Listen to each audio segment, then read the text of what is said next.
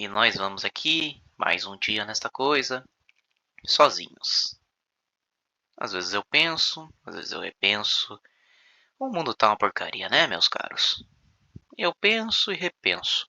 Tem um ponto positivo nas coisas? Tem. Infelizmente tem vagabundo por aí? Tem.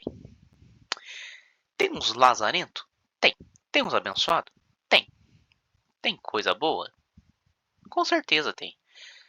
Mas porém, ultimamente eu dei pensando, cara, do jeito que as coisas estão indo para um certo caminho, parece que vamos entrar em uma pandemia quase. Que por um lado bom, eu acho que talvez eu encontre com alguns amigos aqui. O lado ruim é que doença não é nada boa. Isso detona pessoas, cara.